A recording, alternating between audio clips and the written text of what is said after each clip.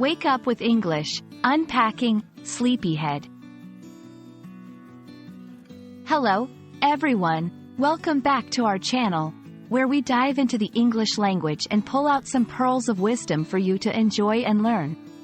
Today, we're cozying up with a fun and friendly term that you've probably heard tossed around in movies, songs, or from a parent trying to wake up their child. Yes, you guessed it, we're talking about sleepyhead. So grab a comfortable seat, and let's unravel the story behind this playful nickname.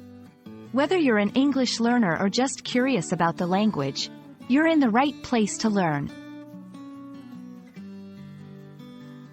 The term, sleepyhead, refers to someone who is not quick to wake up or who is often sleepy, especially in the morning.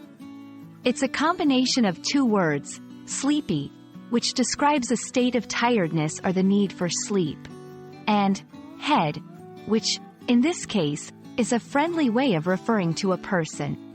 Together, they form a word that's usually used affectionately to describe someone who loves their snooze time a little too much. Sleepyhead is commonly used in informal settings, often within families or close friends. You might hear a parent say to a child, "Come on, sleepyhead, it's time to get ready for school."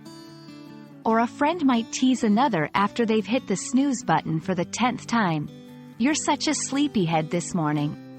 It's important to remember that sleepyhead is a nickname and should be used in a light-hearted way. It's not meant to be insulting or derogatory.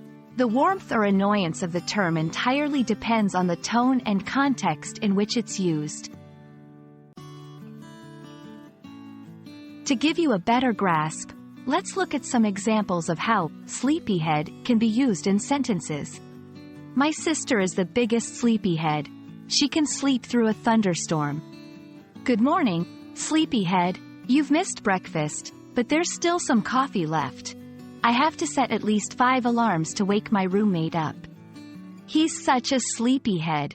These examples show that while sleepyhead might suggest someone is hard to wake up, it's usually said with a touch of fondness.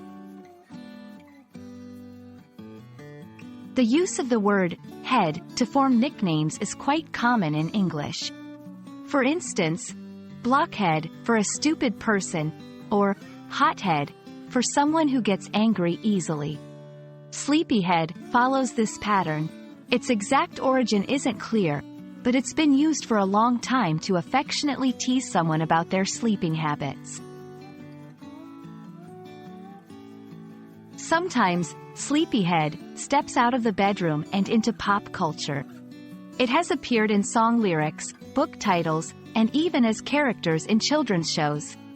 These instances help cement the term in our daily language and showcase its widespread, enduring appeal.